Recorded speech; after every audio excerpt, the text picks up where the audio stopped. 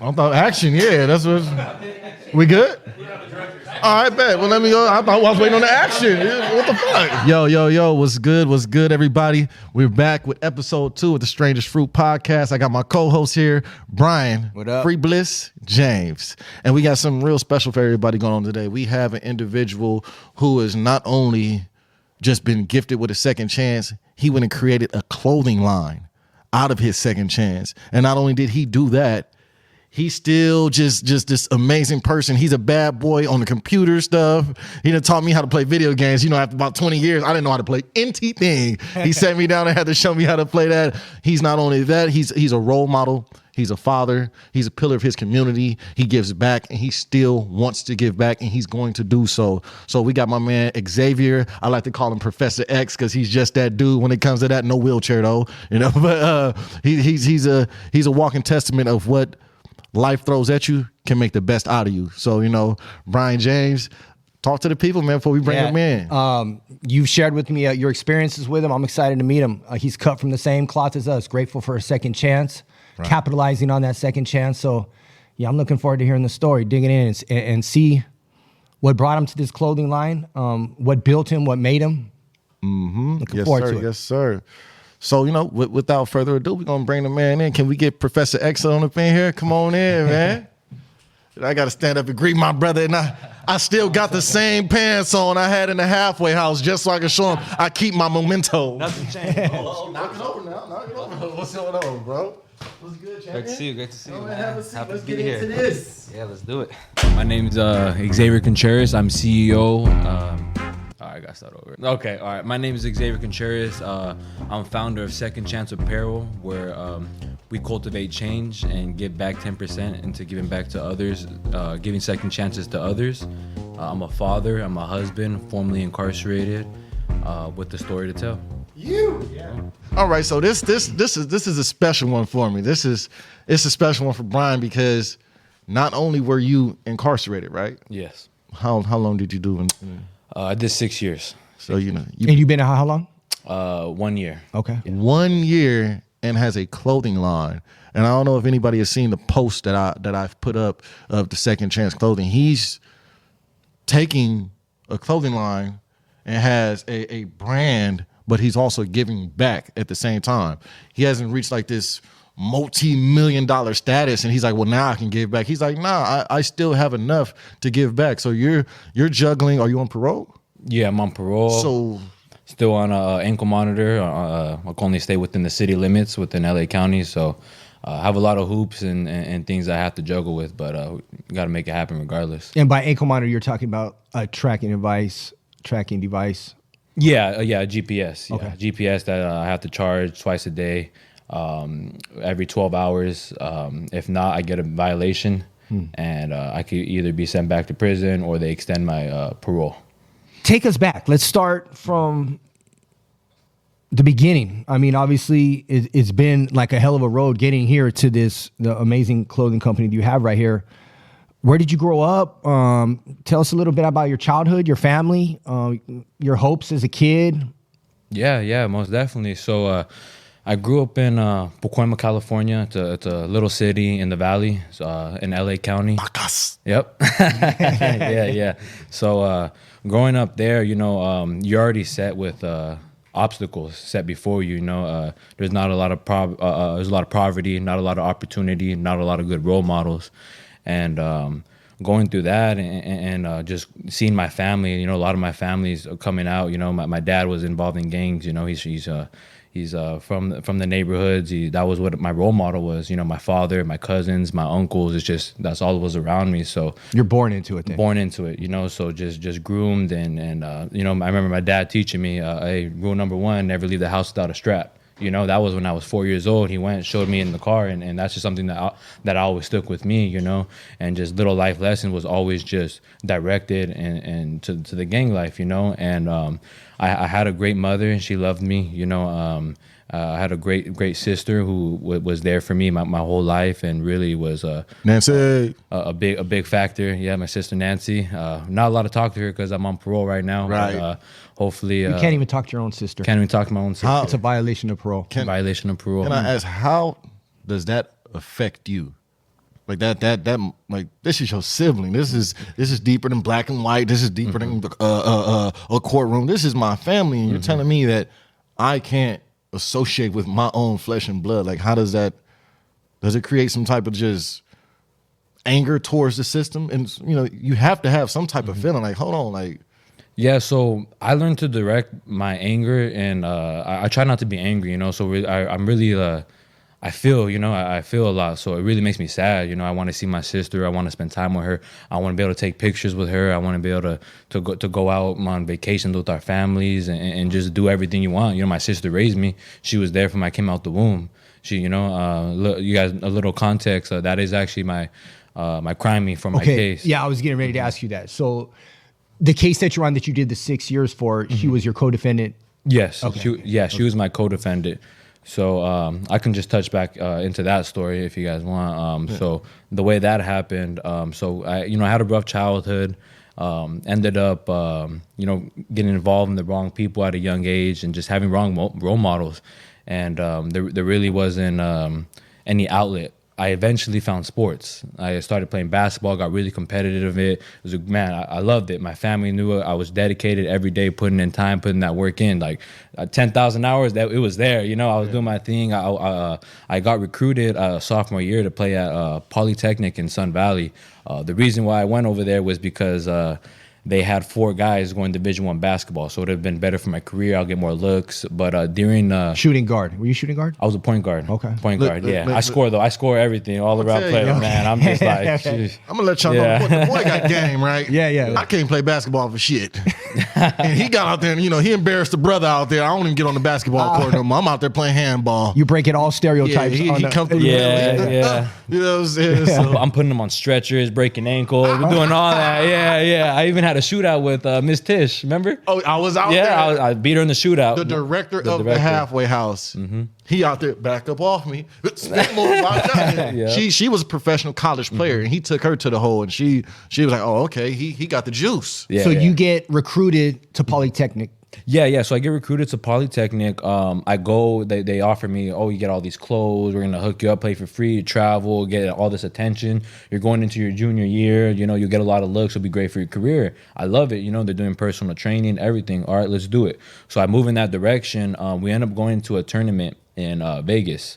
My coach asked me, "What's up, man? You don't want to play?" Of course, I want to play. He's like, "Okay, well, use another. One of the other players. Like, get his jersey, put it on. I play. No problem. Cool. I did it. Played. Had fun. Did a good game. Thought nothing of it. Right. So we're going back. It's getting closer to the school year.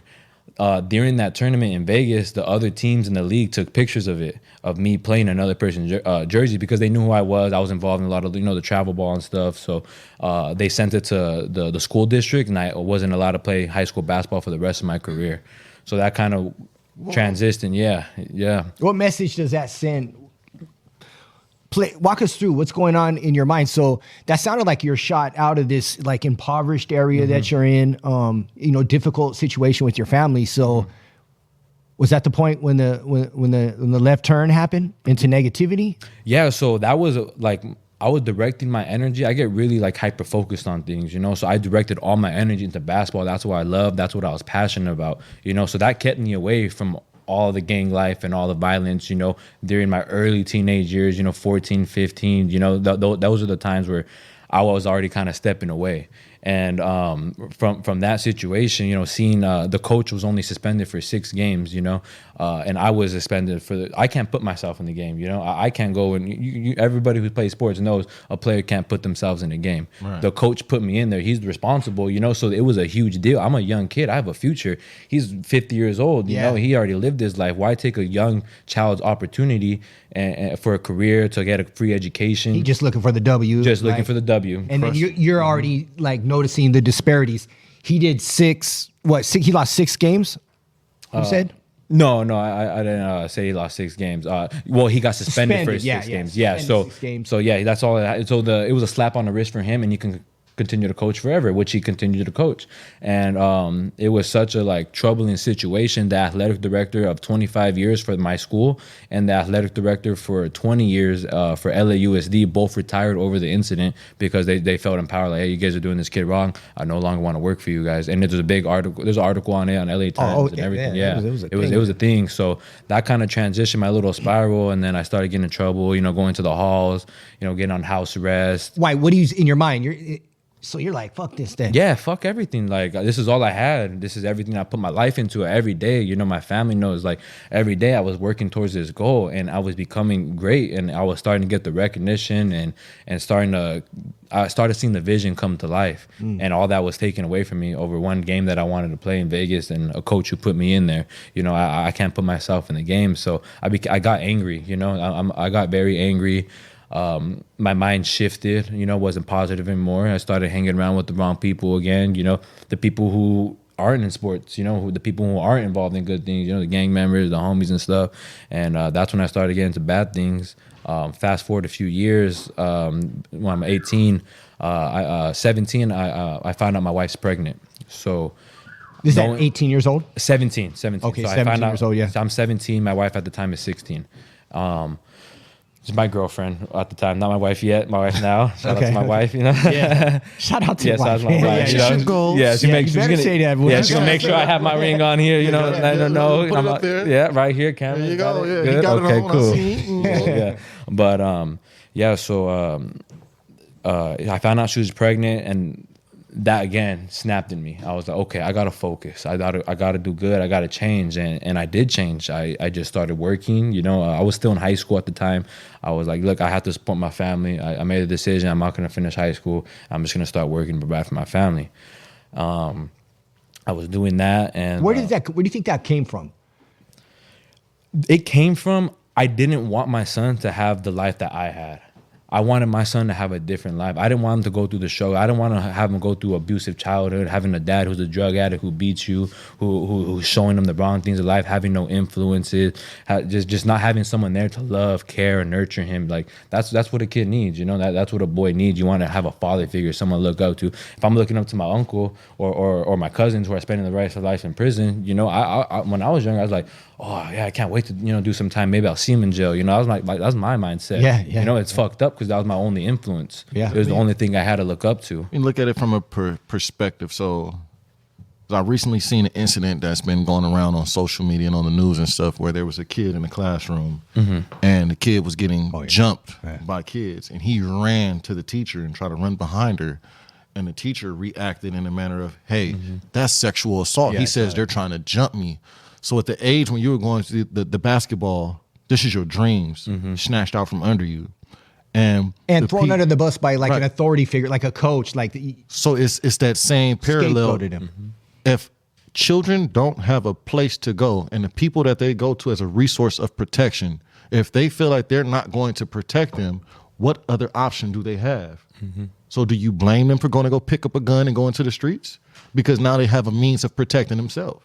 And then you went into the stage of, how old were you when you found out your girl, wife now? Was 17. 17.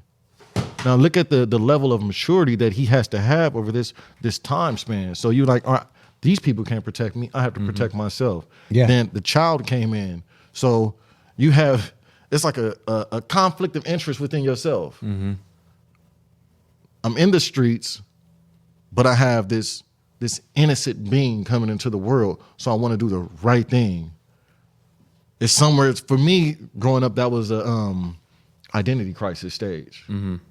So it's like you're juggling a lot at 17.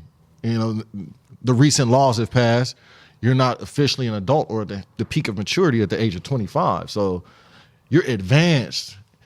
And you know what they say, you know, discomfort makes you get up and hustle harder. Yeah. You know what I'm saying? So is it safe to say that it was molding you, but at the same time that fire was brewing within yourself and you just like you're trying to guide it, you know what I'm saying? Yeah, no, most definitely. Like I totally agree with what you're saying, the mindset, and I actually saw that video you're speaking of, and I was like, man, like that's messed up. That kid's over here getting, you know, beat up by some other dudes, and the teacher just now accusing him. Now he's gonna get in trouble. Yeah, That sexual he can have assault. a sexual Yeah. assault, and you Yeah. already know how that works. You know that's a bad line, a road to go down, and anybody's life. You know, for a kid who's just going through, you know, some shit, he's getting beat up on. You know, help him out. You know, so yeah, having that authority figure. I looked up to my coach. You know, I looked up to him as a father figure. Not having a father figure there, he brought me in. He was taking me to eat. He was taking me to my games. He was taking me at practice. You know, when my mom wasn't there, he was doing all that for me. So, you know, he was giving me free clothes, giving me shoes and things like that. So to have him turn my back, it's like at that point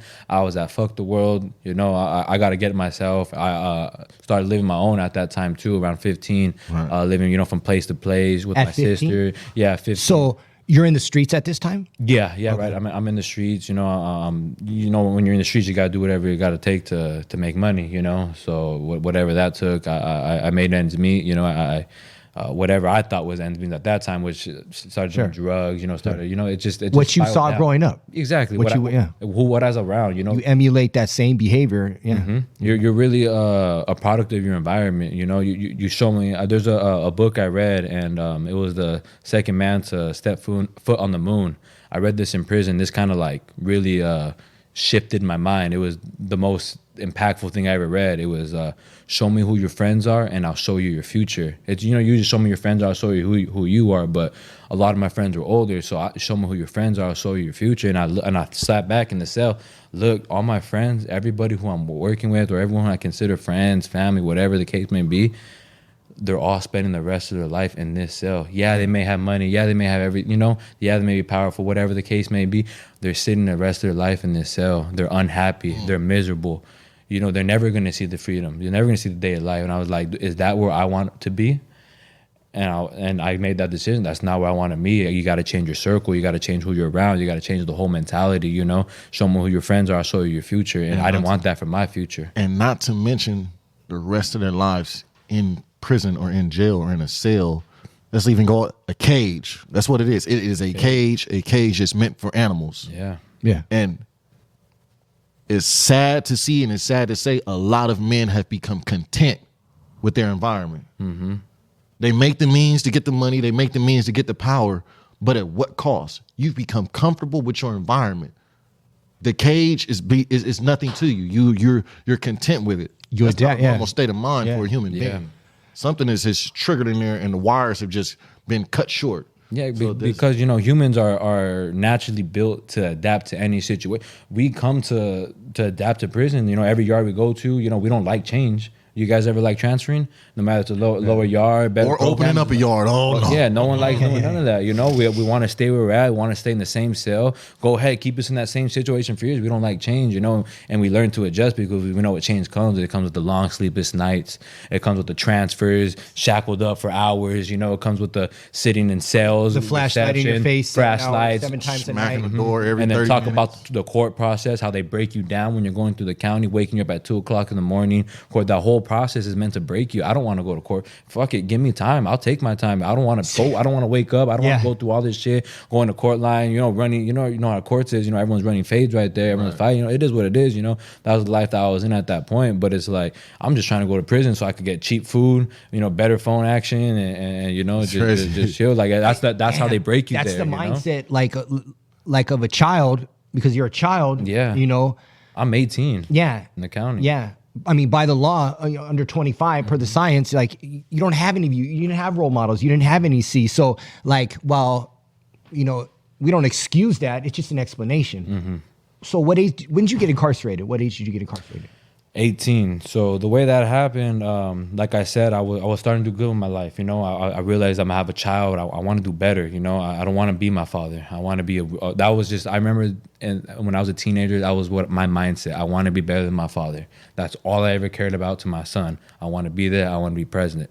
I started working, doing good. And my sister, I get a call one day, and I found out that my sister's boyfriend, beat her from head to toe, dragged her through the streets, pulled her by her hair, knocked her toenails off, her nails in her hand, had drag marks all over from her body, and you know. You get a phone call. Yeah, I get it. She's in the hospital. Where are you at when you get this phone call? I believe I don't remember the time or place. I'm either at home or at work. I'm more likely at home because it's probably during nighttime. I get this call. I started seeing the gravity of the situation and seeing what's going on. And me, that's my sister. I love my sister more than anybody in this world. She raised me. You're seeing We've red. been through everything. Yeah, I'm seeing imagine. red. What can I do? You know, like I was put in a very tough situation, and I had anger, and I had to do something. That's my sister. You know, I have 5 sisters. I grew up with women. You know, all women who love me and care for me. So I have a real strong passion for women, you know, and I feel like I need to care and protect. And I remember seeing my mom get, you know, beat up, you know, when I was younger. Oh, so this is triggering. Yeah, this is triggering. I see my, okay. you know, my mom going through all the toxic boyfriends she had in her life. So this is like, I always wanted to protect her, you know, no matter what. I always want to protect my family and all the women in my life. So this triggered me, you know, and I had to do something. So we kind of calmed down, and my sister called like, hey, you know, we got to go get our, like, I got to get my stuff. You know, she's out the hospital now, you know, a little more healed. I believe it's about a week or 2 later. I'm not 100% sure. What's your initial thoughts when you're hearing that, you know, your sister, you know, the love of your life, the woman who raised you, what's your initial thoughts at this time? The initial thought, I felt so disrespected because I know that man. We were living in his house. So he was living in my house.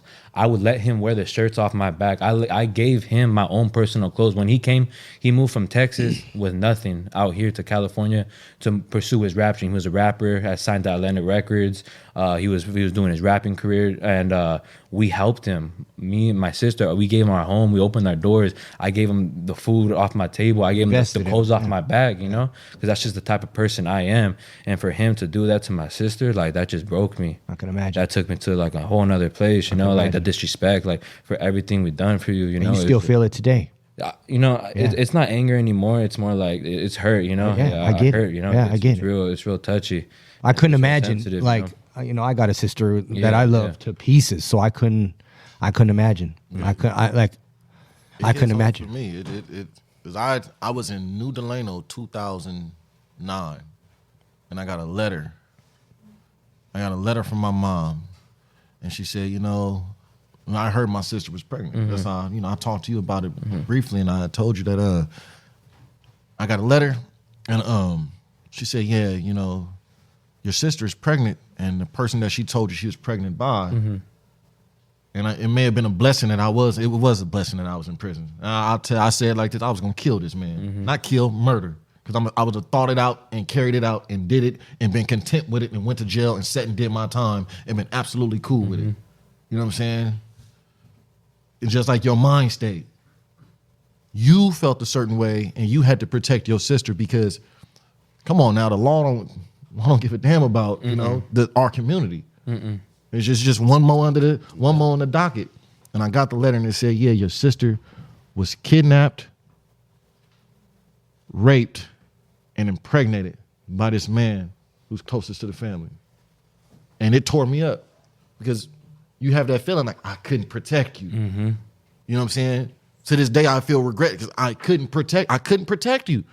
I got 7 sisters and I couldn't protect you. Where am I at? You're sitting alone in a box, like carrying this. Was this incident that we're talking about right now related to the crime? Yeah, this is leading up everything to my crime conviction. This is how everything stemmed from, you know. So I can go back into the storyline. So once I find that out, my sister gives me a call. Never forget the day. I'm on the way to the movie theaters. My wife's pregnant. You know, at the time maybe she's 4 or 5 months, and my sister's like, hey, like, you know, I want to go get my stuff. I have my stuff here. You know, got a couple of friends. You know, in case he gets crazy, he's, you know, a big man. You know, he's 6'4". You know, tattoos. Supposed to be this gangster. You know, rapper, whatever. So I was like, of course, I'm my sister. Let's go get your stuff. You know. So we go over there. We walk in there. Knock on the door and lets us in. Things got out of hand. We ended up, you know, I'm hot. I'm mad. What am I supposed to do? You Understandably know, so. Yeah. So, you know, I ended up beating him up. You know, we got my sister's stuff, beat him up, broke, you know, maybe a finger. You know, no crazy injuries. You know, nothing in that bad. We left. I thought that was the end of it. You know, he got what he had coming. You know, we wanted to do more. You know, I was at a point of anger, and luckily, you know, we didn't do anything more. You know, we had that self-control, and we left. We left after that, and he ended up going to the cops and telling about the situation. And just to be clear, he wasn't anywhere damaged like my sister was. And for the record, he didn't tell what he did. No. So, That's what I thought. No. Yeah. That's why I want He to didn't go go to back. yeah, For the record, he only did 1 day, not even a day. He got released right away from jail for what he did to my sister. Nothing happened. Because my sister's the type of person who she knows our families, and she's not gonna put someone else in a situation where we wouldn't want to be. And we understand what prisons like. We visit our families there. You know, we know what it's like. Why we want to do that to someone else? You know. And that was our mindset. We take care of our stuff on our own. So she didn't say anything, of course, you know. Even going through that abuse, that traumatic situation, still in her mind, you know, that goes to show the nature of a woman. Mm-hmm. I don't want to see you in a cage because that's not right. And she's his protector, Right, raising him. Yeah. You know, just even after you did all this, I still don't want to see you in a cage. Yeah. She better than me. Yeah, way better than me. She better than me. Absolutely. Yeah, she way better than me. That's So this guy did, and you know what I was thinking about is you telling the story. So this is like his second run at like trying to like elevate above his circumstances. You know, the basketball thing. You got thrown under the bus, and now this. You know, and the man who actually did it, you said did a day. You said.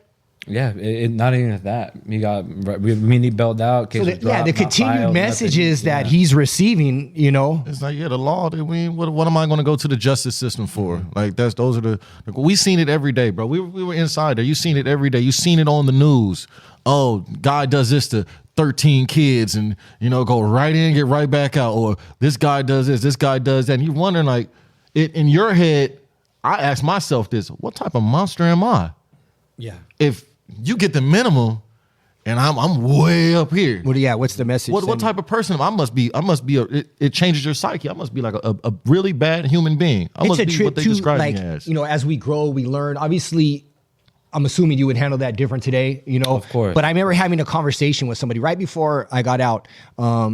His younger sister had been molested by somebody close to the family, and we're sitting there, and his initial thought is, of course, like, you know, I want to get this dude. I want to send somebody to get this dude. But as we continue to talk, this isn't our new mind state, like in our change. I remember we talked about, so what would be best for the girl? Like, say we did go beat this guy up, which is, you know, this is what we've been doing our whole life. Obviously, we've learned it doesn't work. You know, you could beat this guy up, you could kill this guy, you could do whatever, but how does it benefit this poor girl? And I remember we came to the conversation, said, you know, we're going to let God handle him, and we're going to zero all our energy onto this girl right here. But unfortunately, we don't have these thoughts at these times. These are not the messages that you were learning growing up. This is not what your family, you know, the older gang members. So again, this is not excusing the behavior. It's only explaining it. Yeah, because I mean, you think we all come out of the womb fresh little baby, right? And if you're put into a certain household who's teaching you these thought processes from the baby, like learn to talk about your feelings, learn to communicate, learn to love others, learn to share your negative energy. You could deal with negative energy, you know, anger, all that stuff positively. You know, there's great ways to do that. But us growing up, we see our dad when they get mad, start hitting people, start beating people up at stores, start smashing them away, it's getting shootouts. You know, you see your cousins doing the same thing. You see, that's all you see. What else are you supposed to know? You know, when you're stuck in these cities, when you're stuck in these spots in LA or whatever, how many times you guys went to travel across the country or go see the world or do anything like that? We're stuck in this. I know homies, people in prison who they never left their city their whole life. They never will. Yeah, outside know? of their I talk to guys in prison that literally never left their section, like never. that radius that they lived in. Never had any experiences outside of that. And then it's like something we said earlier. If you knew better, you do better. You know, and we didn't know better. We didn't know better, and it took us going through our experiences through 6 years, 30 years, 15, 20, whatever the time we did, to learn this, you know. But if it was taught for us at a young age, we could have just skipped all that, been at our own podcast already, been having our clothing brand, doing everything we want to do, and skipped all that negative shit, waste of time. You know, I don't like to call it waste of time, because it made me and it made all of us who we are today. It brought us all together to where we're at today, and that and alone, our stories are powerful. And when we share with others, you know, we can help give inspiration, you know, show how we came from such shit. You know, everything's possible. We can do anything. Everything's in a mindset. When I was stuck in that cell, I wasn't sad. I wasn't depressed. I was happy. I had a strong mindset. I'm not gonna waste no fucking time. I'm gonna work out. I'm gonna study. I'm gonna do positive shit. You know, I'm gonna make money. I had to make money. I made money. I did whatever I had to do to survive. You know, I wasn't gonna waste any time. And in all my pictures, all my booking pictures, I'm smiling, every single one of them. You can see a big smile. The cops ask, "Oh, you're happy to be here?" No, I'm not happy to be here. I'm happy to be alive. I'm happy to still be around. You know, because we have so many friends and loved ones who are still not there with us. You know, and I was lucky enough to have a date too, and I appreciate just that, because you see everyone walking around, everyone has life. L's are thrown away left and right for everybody. You know, it's like you become accustomed to it. Yeah. Like, okay, you become accustomed to that crash. Like, you expect to crash one day and spend the rest of your life in jail. There's no other way. Like, you just crash your whole life. You know, Statistics. That's like it's like I was sentenced. You know, I got 2 strikes on me. It takes me doing any little thing, and I get striked out, and that's it. It's over for me.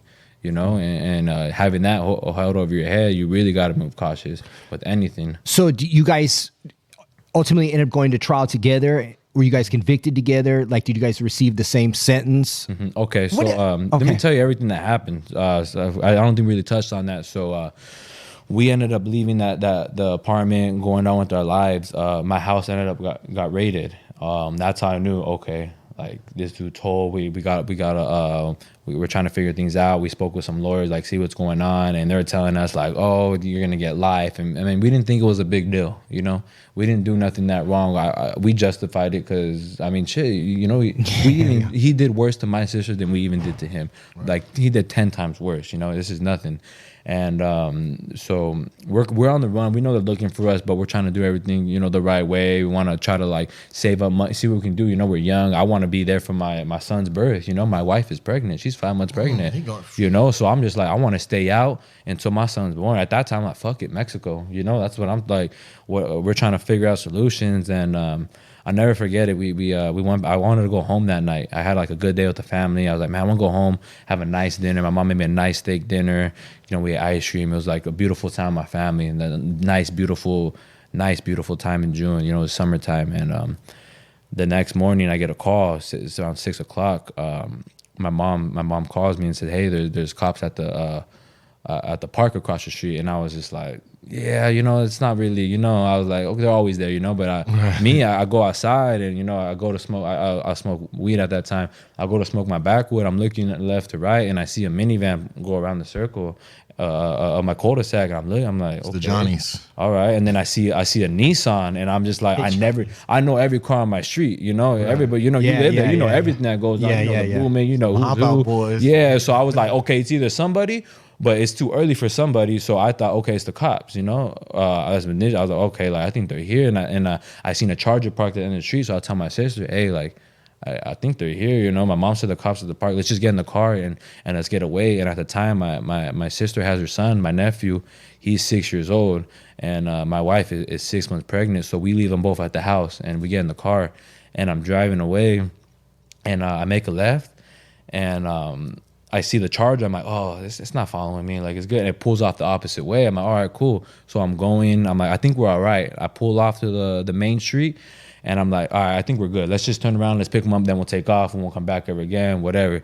I bust a bitch. Hit you with the, hey, he's on to us. I see the Charger. Off. Yeah, I see the Charger. I pass. Boom. I take off. Is it one of the things where the blue light just pops up, where they pop? No, up? they didn't. Okay. They didn't put any sirens, nothing. Okay. So they because they couldn't have gotten me. So I'm going. So I turn into my street. I know my little area good. I drive up, hit the corner. I see the Charger pass me, but then I go hit the minivan comes, the Nissan comes, the Charger comes, the police cars come, and then we're stuck in a cul-de-sac. And I'm just like, was the goal to, like, be on the run till the baby was born and turn yourself in, or were you day to day at that point? Like, day to day is like, I gotta figure out how I can not spend a day in jail. You know, that's like my main thing. You know, and then it's exhausting. It's exhausting. It's You're being exhausting. hunted. Yeah. You're being hunted. Like they're looking for you. Like that's every block you spin, and it's And the cool part is they're going to your friends, they're going to family members. Like they're and they they're putting the applying pressure on them. You know, they going to the girlfriend house. They, look, if you don't let us know where you're at, we're gonna take them kids. Yep. That's Yeah. their go-to move. We're gonna take them kids. You don't let us. And, you know, somebody that's unknowing. Oh man, he up over there, and now we got this conflict, and I got a conflict with my baby mama or my girl, and then I have this. You know, it's just a trickle down effect. You know. So what were the charges?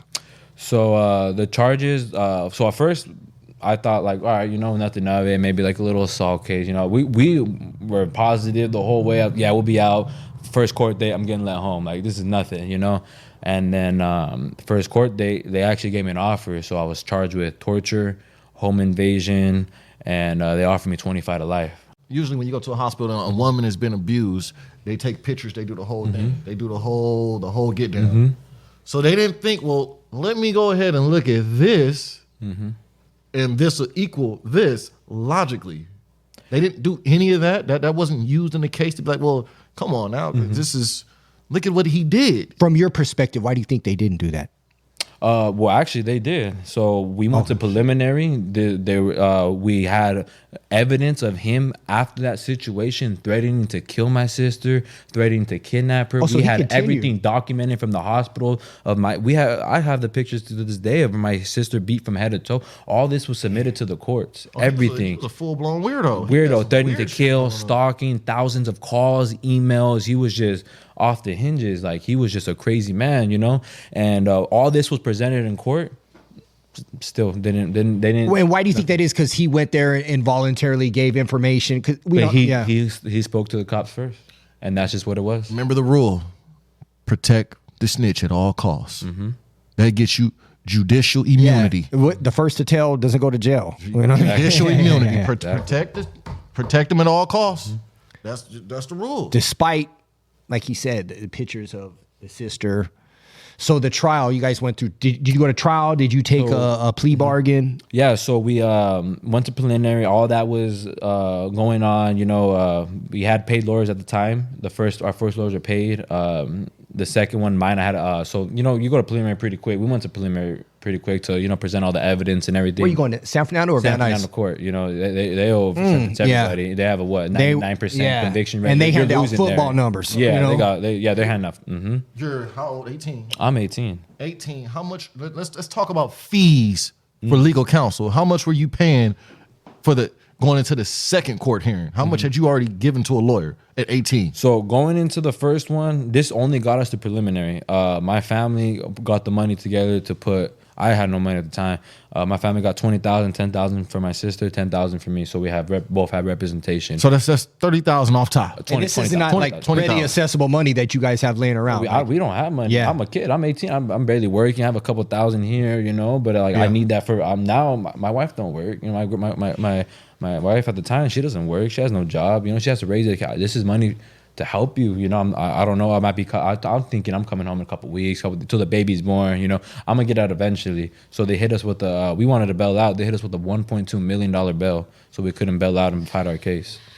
1.2 million. Couldn't fight our case the whole time. So we're sitting in there fighting for our lives, you know, and getting broken down by the system. And not only that, now I'm dealing with everything that goes on when you first get into the system. I'm 18 years old. Yeah, it's scary. I'm young. I got not only I got something to prove, but I got to survive, you know. Like I don't have a lot of family taking care of me, you know. Like at the time, the beginning, you do get that support, but later on, after 6 months, 5 months, you know, everything stops coming in, you know. As soon as that CDCR bus come on that ride going up from county jail to CDCR, it seemed like everybody after every mile just drop off. Yep. The farther you get, the farther you start all over again. Out of sight, out of mind. Yeah, out of sight, out of mind. So, that was hard for us. And then we ended up going with the public defender, and they weren't budging. They wanted that 25 to life. They weren't budging. They wanted to give us that. So we had to fight our case for a whole year, you know, dealing with all the politics, everything that goes on within prison. You know, it's tough. You gotta fight. We're going to riots. You know, we're doing everything. I'm a kid. You know, we're dealing with everything and running with the car that I ran with. there's a lot that comes with it, you know, no free rides, you know, there's a lot that goes on in there. Right. So that was a whole nother journey going along with my fighting for my life. And that damn. I didn't get to the LA County Jail until I had left YA, and that's a whole nother monster. But just the smell alone of the county jail bus, the smell does something to you. You're going into a building where there are no windows. Nothing. I didn't know I was in a holding tank for 3 days straight until they came and got me for court. Because they had me in there just sitting in the holding tank, no pillows, no nothing. You're just in there. And 3 days straight. You didn't know that was a tank? No, I didn't know 3 days had passed. Oh yeah. And I was sitting in a holding tank because there's no windows. You don't know where you're at or what's going on. You literally count it by the meals. Like, he's my third breakfast or something It's just circulatory system. And then you got to deal with the rats, the roaches, the bad plumbing system, water flooding everybody. This dude's down here spearing a dude through a cell. You walk past, a dude will spear you, stab you through a cell. Yeah, they will. People getting sliced. They're taking rib bones that they get out of the trash and turning them into knives. Like this is, they say if you can survive the LA County Jail, you can survive anywhere. And by the way, that's why they don't have chicken in prison. Like bone chicken. Yeah, bone chicken. Because they made the weapon. You see men go into caveman state by any means necessary to survive. And the only way to survive is commit violence. That's the only way. You can't go in there, I'm about to be soft. Because you see, when they pick you up for court. The only thing they honor is violence. When they pick you up for court, the sheriffs come in there, they put on tactical gear. They put on knee pads, shin pads, boot coverings, elbow pads, face masks, all that. Oh, you don't want to go to court? We will drag you to court, throw you on this bus, and then drag you off in hog tie and leave you somewhere. So you have to deal with that. The pressure of going to court, the pressure of trying to find money. It costs a whole damn $1 for a 10-cent noodle. You know what I'm saying? Yeah. 25 cents a minute, talk to your loved ones. Exactly. 25 cents a minute. So it's just...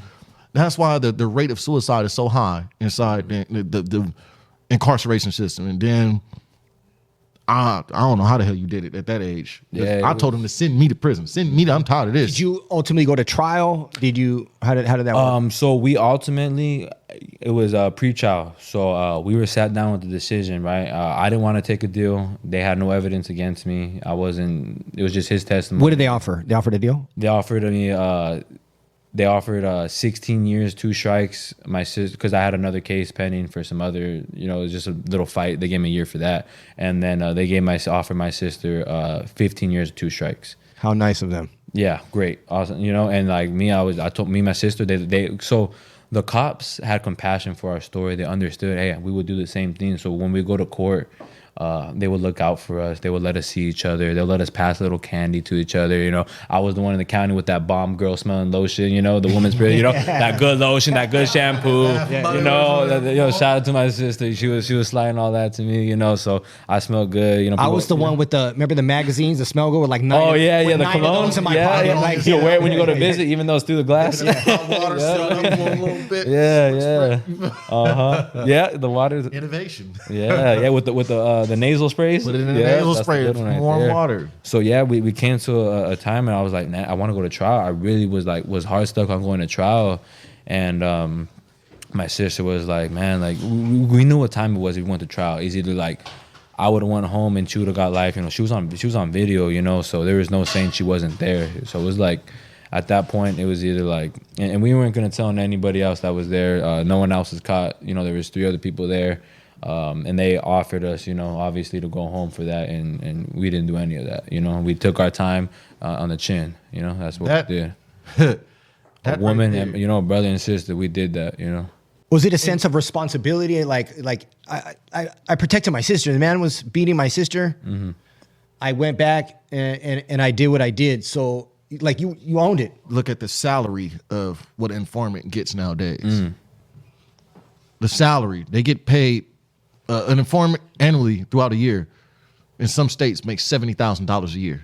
Yeah, I read that. That's more than the average person working at Popeyes and all that type of stuff. Mm-hmm. So some people, hey, I'm going to get caught up. I did something. It has nothing to do with anybody else over here. But since I got caught up, you know what I'm going to do? Hey, I know where such and such keeps this. I know where such and such keeps this. I know where such and such keeps this. Why? You're going to pay me to do it? You weren't doing it because you were scared. You weren't doing it out of fear or anything like that. Or, no, you did it because they dangled the almighty dollar. And everybody knows money is the root of all evil. And they dangled that money. You said, well, I'm just going to go do all this type of stuff. It was my business. I did what I did. I'm going to stand on it and go do what I have to do. You didn't sell out. You stood on what you did and you manned up. Yeah, took full responsibility for that, and so we were in that courtroom and we just both decided, like, we're gonna take the time, at least we're gonna come home one day. That was the one thing. And I'm thinking at least I'll spend, time with my child one day. 10 years is a lot of time. I never forget. I told her, damn, man, 10 years is a lot of time, and she's like, I know, but it's just. That's a decade. You're talking about like from a tricycle to a driver's license. Man, yeah. he's your maturity I'm 18, level. I'm never, so it was. No, 16 years, his level of introspection and like his maturity, even the way he talks, is just he real like, I'm just, at that age, I'm operating out of desperation, like living moment to moment. So kudos to you for that, for sure. You were mature enough at that age to say, I'm gonna get out one day. Compare yourself to me at that age. When they told me you have 18 years, 2 strikes at 16, in my mind as a child, remember, you're still young, I thought that was life. When you say, you went in there and you did all the positive things, his maturity level and who he is as a person, as an individual. Yeah. When I first met him, I was like, man, he different. He got certain qualities about himself. Yeah, I remember he told me. Yeah. Me going into prison, when I was a renegade. As soon as I got there, I thought I had life. I didn't have anything, not even a TV. Went straight in there from foster care. Man, I need a knife. Give me a knife. Oh, he messed up over there. I'm going to go stab him. I'm going to go in his cell and take all his stuff. Survival. You know what I'm saying? It's so you're cut from a different breed, a different cloth. You've been blessed with some stuff up top inside your soul and your heart that's just, it made you. Yeah. You know what I'm saying? Forced to the fires. It made you. In Australia, they say you got the kids when they reach 12 years old. The guys from the bush come and take them and say, "Let's go on a walkabout." They strip them of all their clothes and they have to go walk through the jungle. You went on your walkabout. You walked through the fire and you came out. You went in there. You burnt like a phoenix. You went to the ash and you rebuilt yourself up. And that's a blessing right there. Yeah, that's and even like it's common in when you're incarcerated. You have life until you get out. That's like what everybody says. I don't care if you have 2 years. Like I know people that have had 6 months, like are doing a county lid, and you're in the county and end up with a life sentence. Yeah. Get that 3rd strike in there. So ultimately, like any amount of time in prison, you're a lifer until you actually walk out that gate. Make it out the doors, and me going upstate, we took 16 years. I took 16 years. You took a deal? I took a deal. So we signed. I took 16 years, 2 strikes, 6 concurrent, 1 upstate with the base term of 10. What did sister get? 9 years. So she ended up going 9 years, 2 strikes. I got my 1 year in county doubled up. She didn't get her 1 year in county doubled up. And so that's what I ended up taking. Have you talked to your sister about how that has affected her? I wish I could, but as the situation that I'm in, we're not even allowed. You're not even allowed to speak. We can't speak to each other. You can't even talk to your own on the phone. Well, should we go get that's a violation? I'll go right back to prison. Should we get a typewriter and a pigeon or something? God damn! I don't even know. I don't know if I get caught writing a letter. It's like that's ridiculous. So it's like it's messed up because in order for me to stay home for my family, I can't talk to the person I love the most. And here's my thing too. At this stage, it's about healing. Like exactly. When does the healing begin? Like they've never had a chance to heal from this, and we're talking like we're decades down the line. I mean, you don't mean nothing to a person. You ain't nothing but a docket number. Exactly. And so we went upstate with that time, and I went upstate with the mentality like, shit, I got 2 strikes. We're getting it right. There's a lot of tension. Like. Hey, anything can happen, I remember first time heading to Delano B Yard. First week I was there. The super prison. Yeah, well, first week I was there, went to Yard. I was cool. You get cool with the neighbors, fish, you get to know each other, whatever, little day room time. First Yard, that's when I knew, in the county you see a lot, but you never really see booking jail. You're not going to see your booking, not too frequently. It's more boo-bops, removals, getting 39, disciplinary stuff like that. But going there, we went to Yard. I seen a whiteboard run up in there, start blasting someone, and I was like, okay, cool. Like, the cop always walks out the Yard. It'll be stopped. we came back from yard. No yard, nothing ever went down. I already knew it. Dang, I go walk by. I see him just sitting in his bunk eating a soup, and this guy just blood everywhere. Just chopped him up. And you're fresh in at this point. I'm fresh in. I'm just like, I would take myself back to where I was just like shell shock. Oh shit, this is real. Like, okay, like this is prison. My first week, my first yard. Like, I'm gonna make it out here alive. Boom, right away. My celly's already been doing time. You know, he's done time before. So at that time, we had all the straps being passed to the cell. You know, so we're making all the straps. I'm making sure. Look, my only thing at that point in my life was, look, I'd rather my family and my son and my wife to visit me here for the rest of my life than to visit me in the grave. You know, right. And that was my mentality, and that's the way I went with it. You know, that's crazy too, because like, it was my second week when I saw my first like brutal stabbing, and like just the mindset at the time. I remember, you know, we were sitting against the handball courts. This is the Salinas Valley in 1995, 1996, the beginning. I remember my friend tapped me before I was born. Get my cane there, sonny. Before I was even get off my grass. Am I 46 or am I shot out 30-year-old? Shot good 30, good 30, shot good 30. and healed. But I remember they walked up to this. He tapped me and he goes, "Look over there." And I'm 18. You know, I'm scared. I'm not even in the front like I wasn't. You know. And they walk up to this guy and they swung a baseball bat and they hit this dude in the base of his neck with a baseball bat, and he immediately dropped. I seen two other individuals walk up and just start stabbing him. Start stabbing. And I remember looking at and everything inside of me was like, I wanted my mommy, I wanted my grandma. I didn't want to be there. I didn't want any part of it, but I forced myself to sit there and stare at it and say, don't you fucking look away. This is your life now. Get used to this. This is your life now.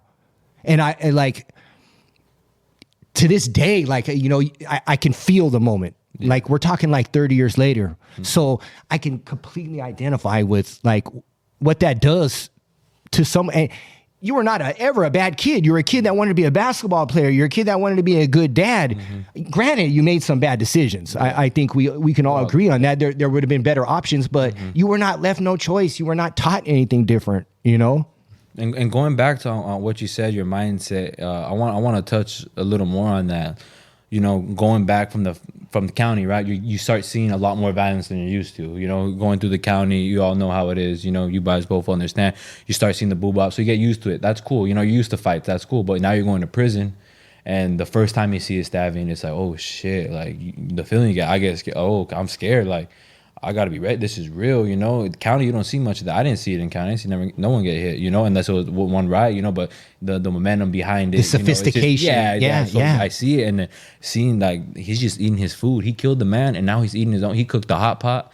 He put the soup. It was a warm soup. He killed him and had lunch. Had lunch after. While the blood's all over him, the knife's still in his chest, and thinking, coming from that feeling to where you were 20 years later, what were you doing when you see someone get whacked on the yard? We become so desensitized to violence. I remember I sat on the yard, and I will never forget this day. And because you're used to always whack, oh, he's gonna get whacked. He's just gonna, oh, he's got dropped. He just got killed. He got hit 50 times. Yeah, it's normal. Yeah. It's nothing. Yeah. Now you're just worrying about, oh man, this better not fuck off my package. Someone's getting killed. That's what I was. Don't mess up my package. I want my store still. Like, hey, can you stab him at the end of the yard? You know, do me the favor. You know, that's the stuff we're talking about. And I remember I was sitting there, and this man was bleeding out, dying after a riot, and I remember. It clicked in my head like, damn, I became cold. I became desensitized. And I was like, this guy's getting dragged out. They're trying to save his life. And I'm just like, me and all the homies are sitting there and you know, laying prone out. And I'm just like, oh, look at that girl. She look good, huh? Like, you know, we're talking about why this guy's dying, you know? And we're just so desensitized with this. If you were to just... For someone that's not in the know, if you were to go help this individual who is bleeding out, what would be the consequence? Yeah, I mean, you're dead, man. You know, the same thing that happened to him, you could expect that right back in any situation. Probably double. And the same thing with participation. You know, if you don't participate, they want you to whack someone. They want you to do whatever. If you don't participate, you got that coming too. You know, so it's an environment where you know you got to pull your weight. People they ask me about prison. I hate talking about violence in prison. I can't stand it. I'm over it. I can't stand it. But when he talked about the desensitizing, like I seen when I became desensitized. I seen my first one. I seen my first one. I was sitting there, and you know, I went into the mind games of Delano. when it was first opening up, it was the Pelican Bay Kickout. They were sending all the dudes there. We went to all. It's huge as hell. They had zero programming there, and I tried to look away, but my big homie said, "Watch." And I was looking at them, and they just kept. And I noticed this was his homies. He was walking with this dude. It was the same. It'd be the same ones you be walking with. Yeah, Hey, yeah. come on, homie. Let's holler at you real quick. Oh, yada yada yada. Yep. And it's the positioning. All right, you gonna watch. They're gonna jog. You gonna see them jog. All right. This when the instinct comes in. Later on in life, I had to use that same animal instinct with training dogs. Crazy how it transfers energy. So you watch the body language, and they made me watch. Look at him right there. He has a jacket on. Pay attention. It's the middle of the summertime. Why does he have a jacket on? Look at the one with the gloves. All right. Look at how everybody has the same hairstyle. Then watch the third lap. Third lap comes around. He grabs him. You hold him. You stab him. And I'm looking. He said, well, watch. Keep watching. Keep watching. And at the end of it, this one is drilled in me. You get into a debt. You disrespect another card. You disrespect a big homie. You make us look bad in the whole entirety. That's going to be you. So let this be a lesson to you. And they always said, we're not going to play with you like everybody else. You a YA baby. You know, we know y'all troublemakers and y'all know how to fight. So we're going to put holes in you.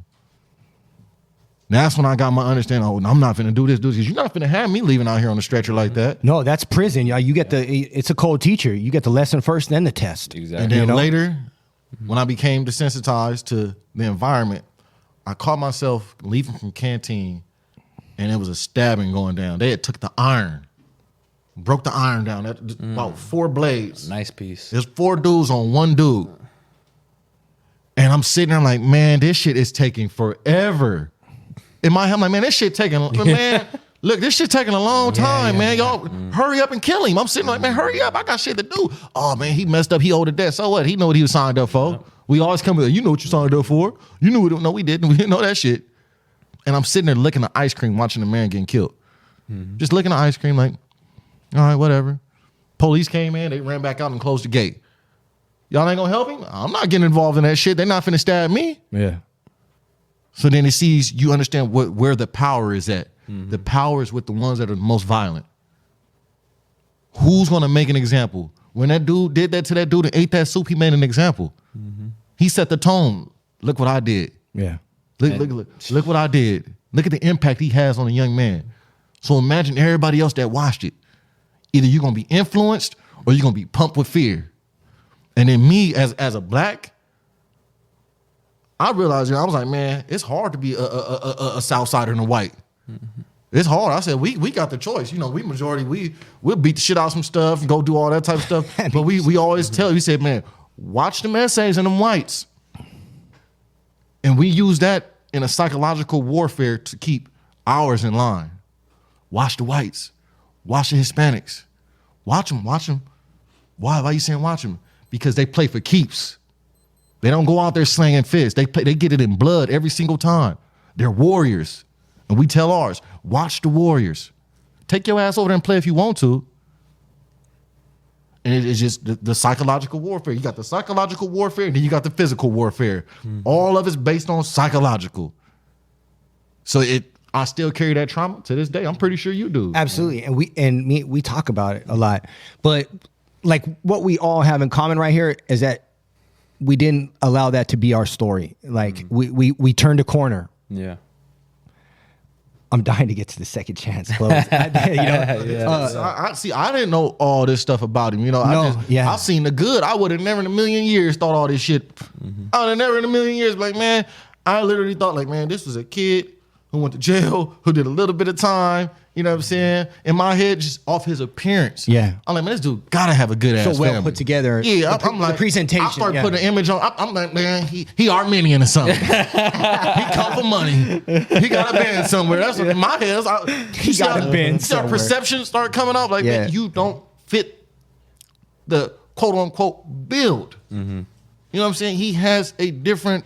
There's something else going on there. So you like. No, that's how he described you. He's like, this is the type of cat that when he walks in a room, like you're gonna feel it. Like he sucks the energy out of a room. He's a strong presence. I got another thing because I wanted to get into how was it being a father watching your child grow while being? That's nobody. You know, I really never see anybody talking about what prison does to a relationship, a growing relationship, and what it does to a father trying to raise a child and a child looking up to a father that's behind a wall. So how did that work? It was hard for me, man. Like I will never forget the day my son was born. You know, I was in North. I was on the phone calling on the payphone all day, you know, telling the homies, hey, She's in labor. Let me get in real quick. Let me see if she gave birth yet. Calling all night. I was there just getting back on the phone. Finally, boom, gave birth. But of course, you know, I'm excited. I want to talk, but she just gave birth. Everyone's crying, you know, it's emotional, like hectic and stuff. So, and my wife didn't have a great like birth experience. There's like drama with the family going on and everything. So that was short lived. She hung up on. She didn't want to talk. She's off the epidural and all that. So it was kind of like, all right, it is what it is, you know. And me already knowing, I'm like, I'm not gonna be able to hold my son, you know. So like, I want to hold my son. You want to be there to get that connection with your son, you know, that miracle, you know, when your son comes out the womb and they smell your father, they know the smell of their father, you know, they're gonna remember that forever. They know who their father is just off the smell, you know. That's very, and me just like not being there, and I felt like a piece of shit father, you know. I was like, fuck, like I wanted to be different. I told myself my whole life, like, I want to be different. I want to be a better father. I want to be a better role model. And look what I'm in prison. I'm in jail and my son's born, you know. It's like, and even when I went to court, I asked if I could hold them, you know, for the first time. They denied that. I didn't get to touch my son until he was almost a year old in California City. You requested of the judge, can I turn around and hold my son? Yeah, my family, they asked, my lawyers asked, and they denied it. So I could hold my son when he was first born. Why we took our time, why they sentenced us. They denied that. So I didn't get to lay hands on my son until he was almost a year old in a visiting room. I have a good friend. He's serving life without parole. He's been incarcerated like 27 years. He has never got a single write-up. Has an immaculate prison program, like a model inmate, a great dude. And the defining moment was when he was in trial. They petitioned the judge, can I give my son? My son was just born. Can I hold him? The judge granted that petition. He turned around. He said, I held my son for about 10 seconds. He said, I was never the same again. Like, those are those moments, like those healing moments that literally like can change a person's future. Yeah. You know? I never forget like that love you have for your son. I'll never forget the experience of me just holding my son and just like the warmth. It was in a visiting room, and I remember I was waiting. You know, you get all dressed up for visit, G'd up, haircut. I went, hands down the back, big old smile, and I just seen him, my wife. Right when you there. walked in? I walked in, you know, waiting. You have to go check in the little tape. I want to run over there. No, he's 8-9 months. He's in a little crib, you know. She's carrying him around, you know. And I first carried him, and I'll never forget it. I had him in my arms, and he's wild. My son's wild, and he cries when he's anybody but his mother. He came in my arms, closed his eyes, went right to sleep, took a nap, and never he knew I was his father. He knew he right was away. home. He felt at home, you know. What did that do to you? That was a special moment for me, you know. That really just like I had something to look forward to. I did. Huh? Yeah, man. Like I knew I had somewhere to go. Like I have something more to my life than just me now. I have a purpose. You know, I have this son, and I got to get out as soon as possible. Damn. I did that. That's what like really pushed me on my journey. Like I did a bunch of college, you know, educational programs, self-help programs. Got my GED. Just did anything I could to get my time down. You know, so I went upstate. You know, I had 3,000 days. I was supposed to get out I'm supposed to get out in 2024, 2025. You know, cut that down. I got released in April of 2022 from MCRP.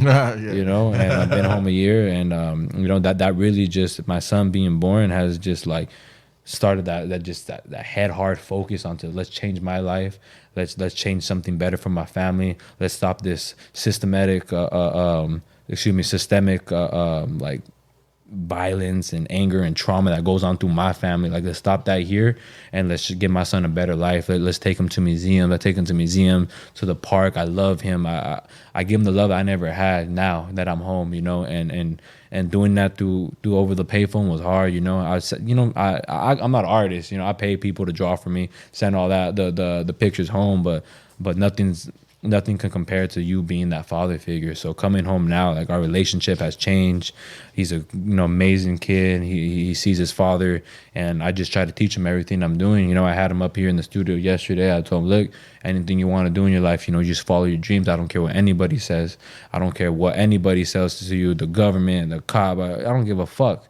You do what you want to do, and I'm gonna support you, and I'm gonna ride with you forever, because you got to do what you love in this life. Life is too short not to do what you love. You got to appreciate everything. We all understand what it's like not to have, and I understood that at a young age, and going into prison, that's why I gave to everybody. You know me from MCR, I gave to everybody. Anybody need money? When you asked me for money, bro. Anybody, everybody knew it. My money ran out, my check ain't cleared. I need you to let me go. I need to get these donuts, bro. I got a thing for these donuts and that Shasta cola up in that thing. That Shasta. But my auntie shared some with our producer Ray the other day. My auntie, she's like the glue of the family. She's real spiritual. I told you about her. And she used to tell me in prison, but I was too bullheaded and too caught in my ways. It was all I seen was these concrete and steel. So this is where I'm at, survival of the fittest. But she used to tell me, and she told me in front of Ray, she said, who are going to be the people that are coming up that are going to break the curse of our community? Who's going to break the curse is the ultimate question. And I'm seeing the things that you have going on. Now, if people don't know what MCRP is, this is MCRP GeoCorp, probably one of the most biggest private prison-owned things, probably for profit, based out of Florida. Because remember, we tried to actually get the dog program everything there. We tried to do so much. Flying on the helicopter. We like, look, we got this dog program. Zach came out and sat down and all that. We're really pushing this. We basically lived in a airplane hangar in the industrial part of Long Beach, Northside Long Beach, 69th. And it was that Cherry and Artesia. Next to a meat processing plant. Behind it was a hot sauce place. Next to it was a rubber factory. And right in front of it was a weed dispensary. Every day. That blew up. It blew up one day. All right. But in this place, there's COs there. And you have bunk beds in these little cubicles. There's no roof. You have to do 60 hours continuous on a blackout period before you can actually go out and get a job. There's no going to chill with your family, none of that. You have to ride a bike. And it's just a lot of bullshit that goes on in there with just people not having a mind right. So I was there, Tish just like, all right, farmer, go find me some people that we can get to do this. So we had people that cleaned, we had people that did this. Is it like a rehabilitative environment, or is it like a stale, to an extent based on you have to really want it. Yeah. Like we led the classes. Yeah. We led the classes. So I seen him in the class one day. See him in there, like, who's this dude over here? He kind of tall. I see he got some drip about himself. I seen him Jordans. I'm like, okay, so he ain't the average Joe Smo. And I seen him. Then he spoke. I said, oh, he know how to talk. He doesn't have that and he doesn't have that chip on his shoulder. You know what I'm saying? Humility. He doesn't have that, oh, I'm too hard for the yard. Bro, you're in a halfway house. We know you're not hard for the yard. Yeah. Let that shit go and stand on your put your big boy pants on and walk that walk. Yeah. And I noticed that he stood out. It was you, it was my boy Duke. Yeah. And we had certain things going on. We're like, man, how can we do something for kids?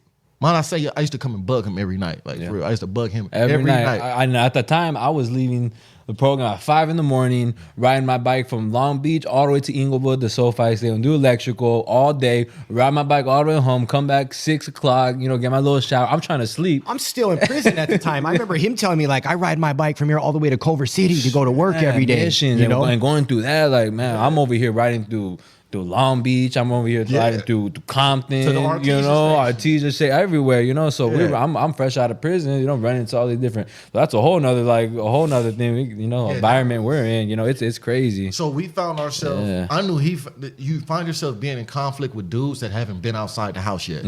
So they're still in there on bullcrap prison politics.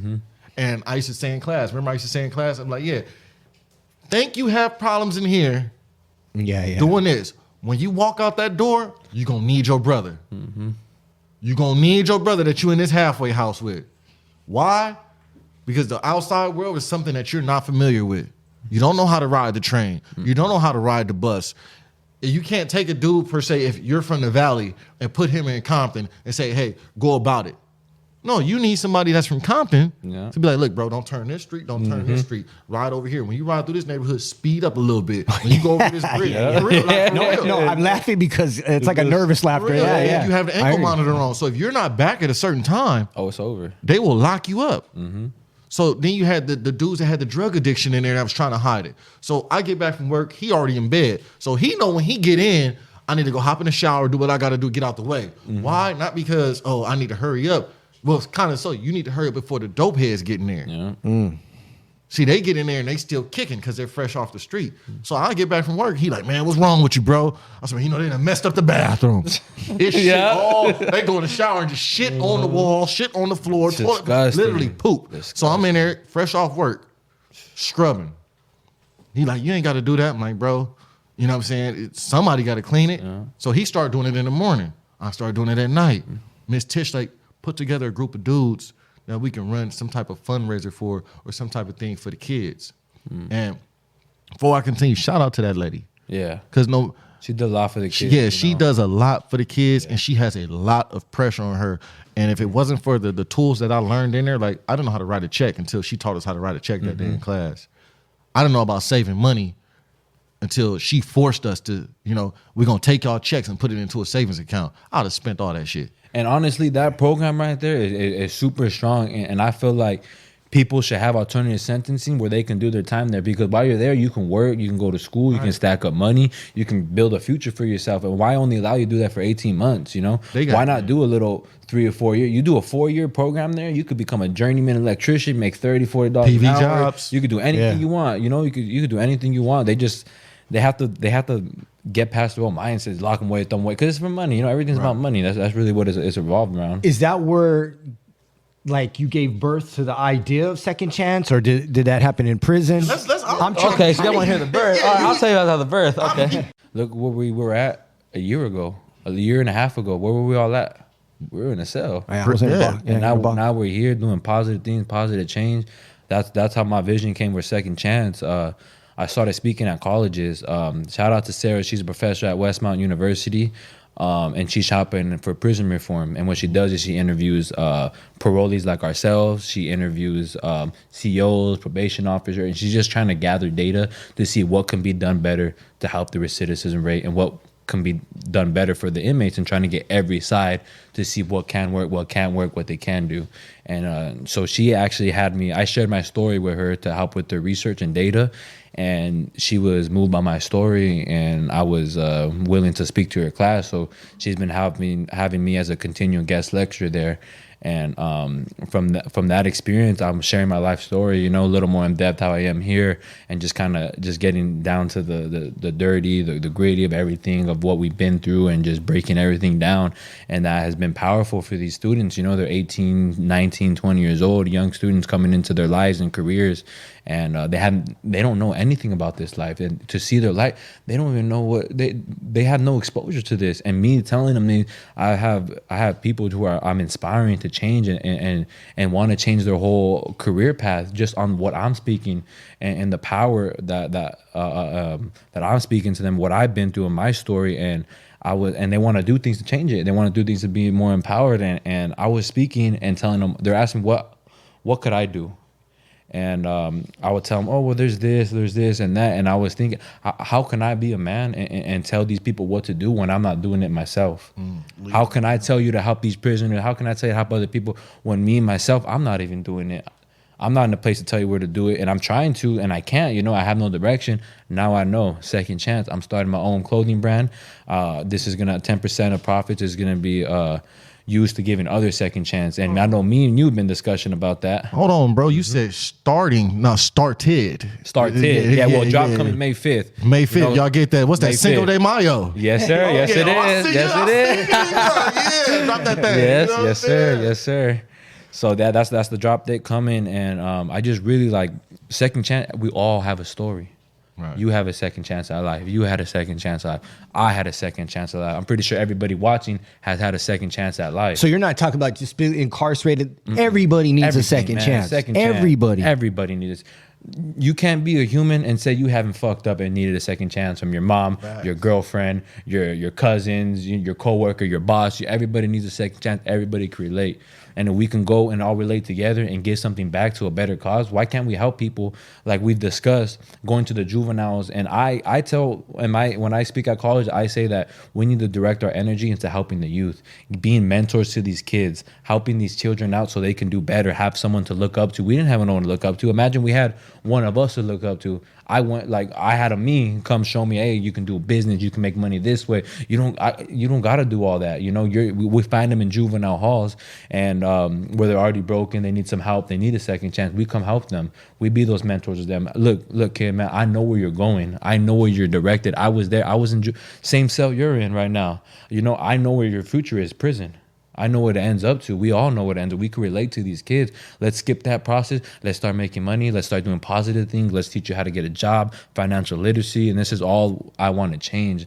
I want to give these kids a second chance, you know, get what I never had. What I thought I had with that basketball coach, but what kind of mentor is that? You know, we know what these kids are been through. You can't take someone who owns a Fortune 500 company and go talk to these kids and understand what they're going through, what they've been through. They could never. They don't understand what it's like to be in those halls and those cells where you ain't got nothing. I'd rather be in prison any day than be in a juvenile hall cell because you got nothing but a mat, bro. Right. Yeah. You know, they treat you like those kids are treated way worse, man. Like we as adults at least have programs. It's our life, you know, we can live it. Kids, you're getting broken. I seen kids 11 years old, 8 years old, 9 years old with no future, no parents, no family. A lot of people only have bad influences to look up to. So we come and start making these kids have a program outside where we can introduce them to the streets, get them job readiness, have them start doing civil duties, helping out in the communities so they have an active change, you know, and have a sense of commitment and do change that they want to do. And I can do all this through Second Chance, and that's my vision. He just mentioned a major, major, major point that has been bypassed time and time again. We're giving people or telling people to get all these tools, all these trades, all these educational, you know, certificates. Mm-hmm. But once they walk out of that door, it's just, hey, close the door behind you. Mm-hmm. You're on your own. Good luck. People need to get out and be nurtured back into society, not forced. Exactly.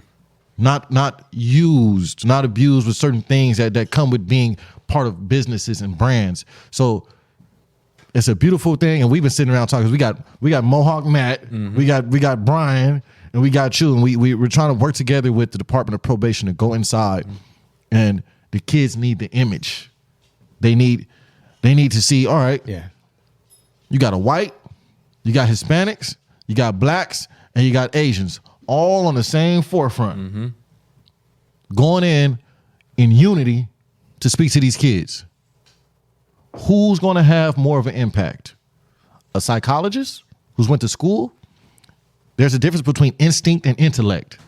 You go to school to learn what we've experienced through life, what's inside of us already. Yeah, well, you're studying to pass the exam, to pass the test, like where we actually have the actual experience. So that's the difference. And working with the kids, I swear, you go in, you're going to love it. You're going to love it too. They're different now. They're not like how we were. Are they more receptive to it? Yeah, they're because I remember me at that point. Fuck you guys, don't talk to me. I'm active, you know. And they feel the energy. That's good. They feel the energy and they know where it's coming from. I think that's what's important. It's anybody could say the message, but it's who it's coming from. Right. They know we've been through it. They know shit. They might know who we are, you know, and just seeing us step out from all the negativity we stepped out from, the prison, the way our minds are structured, the way we thought about things. I remember, you guys remember, if anybody were to call you a bitch in prison, what would you have done? 4 seconds, you better activate. That's it. Out here, what are you gonna do if someone calls you a bitch? I'm gonna run. You know, like, who cares, man? Like, it's like our mind was like, we're gonna throw our lives away over like words. You know, it's like our minds were so structured. Yeah, like, I don't give that word that energy anymore. No energy. It's like any word. Like, why even do that? You know, yeah, of course we have we gotta hold our respect. You know, we hold our account, but like nothing bothers me anymore. I've been through so much. what could possibly affect my happiness and my peace? Nothing. I love myself. I love who I am. What anybody else thinks of me, you know, that's on them. You know, good or bad, you know, I'm myself, and I always will be. Yeah, before we go, before we end this, break that down for us. So we got second. Is that chance the mission here. statement? No, Okay. gotta- Okay. gotta Oh, hold the that message. thing up, Okay. Let's see. Because we heard your second chance. Give So- the world this. What I decided to put on this specific collection, just so you know, every shirt is a limited collection. There is only going to be 111 made out of every T-shirt in every color. So by buying this, you're not only helping out, you know, a greater cause and giving others a second chance, but you're also buying into an exclusive collection. And by buying this, you're also able to get access to the pre-sales, which are going to be limited to people who already hold my clothing. And to then it will be dropped to the people who are going to be introduced to the brand, etc. We want to keep it exclusive. Want to have people able to support us as well. And also the beautiful message about this, it's all organic cotton. You can see right here, it's Supima, world's finest cotton.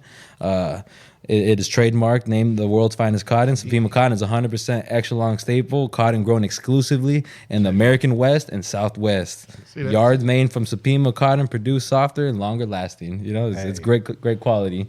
We appreciate it. Yeah. Man. We You know appreciate you're it. getting And this thank back, you. right? This Well, yeah, this is for all you guys. You know, Don't be show up love. there. Yeah. So let me, BJ, you gonna take us out? No, Take us man, out, BJ. I just want to thank you, man. You know, I'm a grateful receiver of a second chance. I'm inspired. How old are you, by the way? I'm 25 years old. No, seriously. How old are you, by the way? 25. 25. It's insane. It's insane. I mean, you give me faith in the future. I'm always going to be a supporter. I look forward to talking to you 6 months from now to see where you're at. I thank you, man, for sharing this space with us. Your story's amazing, man. The world appreciate needs more people like you. Thank you, and I appreciate you guys taking the time, you know, and having me here, share my story and share my vision. And you guys both have very powerful stories as well, and are very, you know, great men. You know, I commend you for what you guys are doing and what you're trying to do and everything you have done. And I really respect both of you guys and continue. I hope we continue to grow together and build a strong foundation and really actually make some fucking change in this world. You know, let's do this shit. 10 toes down. You know how we gonna step to him, baby. Pressure. All right, guys. Yes, sir. All right, man. Come on, you know we gotta head up there and get it. Chest board, baby. Chest board. No, I ain't doing chest board. Thank you, bro. Yes, sir. Thank you. And it's a wrap.